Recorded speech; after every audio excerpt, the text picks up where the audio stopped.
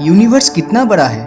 21st century के इस modern time में भी क्या हम जान पाए हैं कि यूनिवर्स असल में कितना बड़ा है और ये ख़त्म कहाँ पे होता है? अगर आपसे पूछा जाए कि ये फुटबॉल या आपका घर कितना बड़ा है, वो तो आप आसानी से मेजरमेंट के जरिए बता सकते हो, लेकिन जब बात यूनिवर्स की आती है तब ये इमेजिन करना भी मुश्किल हो जाता है। तो आज हम इसी टॉपिक के बारे में इस वीडियो में बात करेंगे, तो इसीलिए वीडियो को शुरू से लेकर लास्ट तक ज़रूर देखना। ये है हमारी धरती और आप जिस भी चीज़ को अपने सराउंडिंग देख रहे हो वो यहाँ पे ही एग्जिस्ट करता है।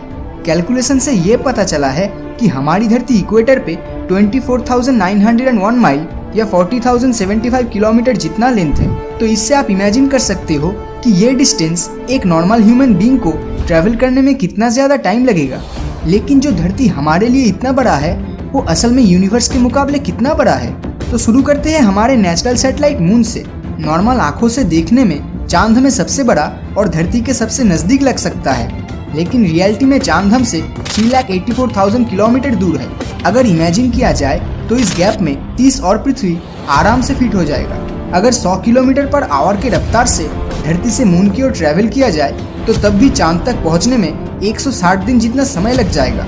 इस दुनिया की आबादी 7.6 बिलियन जितना है और उनमें से सिर्फ 12 ऐसे लोग थे जो यहाँ तक पहुँच पाए हैं। चांद से हमारी धरती कुछ इस तरह दिखता है, लेकिन अगर यही धरती आप मार्स या मंगल ग्रह से देखते हो तो ये एक डॉट जितना ही दिखाई देगा। मार्स की दूरी हमारी धरती से on an average 225 million kilometre तक का है। ये डिस्टेंस इतना है कि लाइट को भी यहाँ तक पहुँचने में 20 मिनट समय लग जाएगा, जिसका मतलब मार्स से धरती तक इंस्टेंट कम्युनिकेशन कर पाना इम्पॉसिबल है। इंसान द्वारा बनाया गया स्पेसक्राफ्ट वॉयेजर 1 स्पेस प्रोब जो यूनिवर्स में अब तक सबसे ज्यादा दूर ट्रैवल कर चुका है, प्रेजेंट में इसकी दूरी धरती से 141 AU जितना है। AU मतलब एस्ट्रोनॉमिकल यूनिट। एक एस्ट्रोनॉमिकल यूनिट धरती से सूरज के डिस्टेंस का इक्वल है, जिसका मतलब वॉयेजर 1 धरती और सूरज के आपसी डिस्टेंस से 141 गुना ज्यादा दूर है। अपने इस लंबे सफर में वॉयेजर 1 ने पीछे मुड़ते हुए ये तस्वीर निकाली, जो देखने में उतना इंटरेस्टिंग नहीं लगता, लेकिन यहाँ जो ये सफ़ेद रंग का डॉट दिखाई दे रहा है वो हमारी पृथ्वी है। ये वही जगह है जहाँ पर आप, मैं और हम सभी ने जन्म लिया है और यही अपनी ज़िंदगी गुजारी है। लेकिन इस तस्वीर में ये डॉट देख के ऐसा बिल्कुल नहीं लगता। वॉयेजर 1 आज के टाइम पे 17 किलोमीटर पर सेकंड की रफ्तार से स्पेस में ट्रैवल कर रहा है। सुनने में ये स्पीड काफ़ी ज़्यादा लग सकता है, लेकिन अगर इसी स्पीड से वॉयेजर 1 स्पेस में ट्रैवल करता रहा तो आने वाले 33,000 साल में भी ये हमारे गैलेक्सी मिल्की वे को क्रॉस नहीं कर पाएगा। अगर हमारे सोलर सिस्टम को जूम आउट किया जाए तो हमें मिलता है इंटरस्टेलर नेबरहुड। यहाँ पर मेजरमेंट करने के लिए एस्ट्रोनॉमिकल यूनिट भी बहुत छोटा होता है, इसीलिए यहाँ पर लाइट ईयर्स में डिस्टेंस मेजर किया जाता है। एक लाइट ईयर मतलब लाइट धरती के 1 साल जितना समय में जितनी दूरी तय करता है। सूरज के बाद हमारी धरती से सबसे नियरेस्ट स्टार प्रोक्सिमा सेंटोरी जो धरती से 4.24 लाइट ईयर्स दूर है, वहाँ तक वॉयेजर 1 स्पेसक्राफ्ट को प्रेजेंट स्पीड से पहुँचने में 70,000 साल लग जाएंगे। और जूम आउट करने पे हमारा अपना मिल्की वे गैलेक्सी दिखाई देगा और इस एरिया में ये छोटा सा येलो डॉट हमारी धरती है। तो ज़रा सोचिए, हमारी धरती इस मिल्की वे के मुकाबले एक रेती के दाने जितना है। हमारी गैलेक्सी एक कोने से दूसरे कोने तक लगभग 10,000 लाइट ईयर्स तक फैला हुआ है और यहाँ 10,000 करोड़ प्लैनेट्स और स्टार्स है। अब आपको लग सकता है कि फिर तो ये यूनिवर्स बहुत बड़ा है, लेकिन रुकिए, एंटायर यूनिवर्स के मुकाबले ये तो कुछ भी नहीं है। अगर मिल्की वे को जूम आउट किया जाए तो आपको मिलेगा लोकल ग्रुप ऑफ गैलेक्सी, जिसके अंदर मिल्की वे की तरह 54 गैलेक्सीज है, जिसका विस्तार एक कोने से दूसरे कोने तक 10 मिलियन यानी 1 करोड़ लाइट ईयर्स जितनी है। और अगर इसे भी जूम आउट किया जाए तो हमें मिलता है वर्गो सुपर क्लस्टर, जिसके अंदर लोकल ग्रुप ऑफ गैलेक्सी सिर्फ एक छोटा सा पोर्शन है। यहाँ पर एटलीस्ट 100 से ज्यादा लोकल ग्रुप ऑफ गैलेक्सीज पाए जाते हैं। यहाँ एक कोने से दूसरे कोने की दूरी 11 करोड़ लाइट ईयर्स तक का है, लेकिन यूनिवर्स तो इससे भी बड़ा है।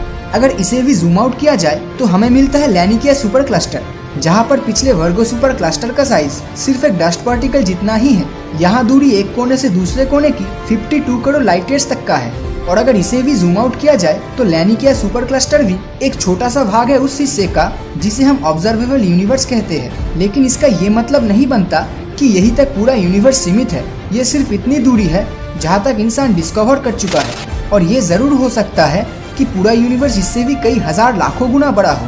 और हमें ये बात नहीं भूलना चाहिए कि इस ऑब्जर्वेबल यूनिवर्स का सेंटर हमारी धरती को एज्यूम किया गया है, जो असल में रियलिटी नहीं है। अर्थ को सेंटर में रखते हुए हमारा यूनिवर्स दोनों तरफ 4650 करोड़ यानी टोटल 9300 करोड़ लाइट ईयर्स तक है। तो अभी तक जितनी भी चीज़ों के बारे में बताया गया है वो सिर्फ और सिर्फ ऑब्जर्वेबल यूनिवर्स से जुड़ा है। तो अब एक सवाल उठ सकता है कि क्या ऑब्जर्वेबल यूनिवर्स एक कंप्लीट यूनिवर्स है? असल में यूनिवर्स दो पार्ट्स में डिवाइड है। एक है ऑब्जर्वेबल यूनिवर्स जिसे अभी तक मॉडर्न साइंस देख या जान पाया है, और दूसरी तरफ द होल यूनिवर्स जो ऑब्जर्वेबल यूनिवर्स के साथ साथ वो हिस्सा भी आता है जिसे अभी तक हम इंसान जान नहीं पाए हैं। एग्जाम्पल के तौर पे जैसे एक लंबी टावर पूरे दुनिया का सेंटर नहीं हो सकता, वो सिर्फ दुनिया के एक छोटे से हिस्से का सेंटर है। वो हिस्सा जिसे उस टावर पे बैठा हुआ इंसान देख सकता है वो उसके लिए ऑब्जर्वेबल यूनिवर्स है, और जो भी हिस्सा वो नहीं देख पा रहा है उसका ये मतलब नहीं बनता कि उसके इर्द से वो बाहर का हिस्सा एग्जिस्ट नहीं करता। यानी टावर पे बैठे उस आदमी की आंखों की पहुंच से दूर जितनी भी पोर्शंस है वो पोर्शंस उस आदमी के लिए दी नॉन ऑब्जर्वेबल यूनिवर्स है, और ये पूरा यूनिवर्स ऑब्जर्वेबल और नॉन ऑब्जर्वेबल यूनिवर्स को मिलाकर बनता है। आई होप इस एग्जाम्पल से आपको ऑब्जर्वेबल और दी नॉन ऑब्जर्वेबल यूनिवर्स का डिफरेंस समझ आ ही गया होगा। दूसरी तरफ कॉस्मिक इन्फ्लेशन थ्योरी के हिसाब से the whole universe observable universe के कंपैरिजन में 150 सेक्सटिलियन जितना बड़ा हो सकता है। जिस नंबर में कुछ इतने जीरोस आते हैं, हमारी धरती का साइज पूरे ऑब्जर्वेबल यूनिवर्स के मुकाबले उतना ही बड़ा है जितना बड़ा एक वायरस हमारे मिल्की वे के मुकाबले है। अगर पूरे वीडियो को समराइज किया जाए तो यूनिवर्स कितना बड़ा है? ऑब्जर्वेबल यूनिवर्स तो 93 बिलियन लाइट ईयर्स जितना बड़ा है, और दूसरी तरफ दी होल यूनिवर्स इनफाइनाइट या अनंत जिसे कहते हैं। क्या यूनिवर्स का कोई अंत या किनारा है? हाँ, ऑब्जर्वेबल यूनिवर्स अर्थ को सेंटर एज्यूम करते हुए दोनों तरफ 46 बिलियन लाइट ईयर्स तक ही इसका पहुंच है। तो वही 46 बिलियन लाइट ईयर्स दूरी पर ही ऑब्जर्वेबल यूनिवर्स का किनारा है, और दूसरी तरफ द होल यूनिवर्स।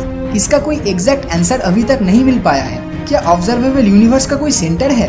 हाँ, जैसे कि पहले भी जिक्र किया गया था, ऑब्जर्वेबल यूनिवर्स में हमारी धरती को सेंटर एज्यूम किया गया है, और दूसरी तरफ द होल यूनिवर्स में शायद कोई सेंटर नहीं है। और ये हमें नहीं भूलना चाहिए कि यूनिवर्स हर रोज फैलता चला जा रहा है, और ये वक्त के साथ और भी बड़ा होता रहेगा। तो ये पूरा यूनिवर्स आपको कितना बड़ा लगता है? हमें नीचे कमेंट बॉक्स में ज़रूर बताएं। और अगर ये वीडियो आपको अच्छा लगा हो तो इस वीडियो को लाइक और अपने दोस्तों के साथ शेयर करना मत भूलना। और अगर अभी तक आपने हमारे चैनल को सब्सक्राइब नहीं किया है तो सब्सक्राइब करके नोटिफिकेशन बेल को ऑन कर दीजिए, क्योंकि मैं ऐसे ही वीडियोस हर हफ्ते लाता रहता हूँ। तो मिलता हूँ आपसे अगले वीडियो में, और हमेशा की तरह थैंक्स फॉर वॉचिंग।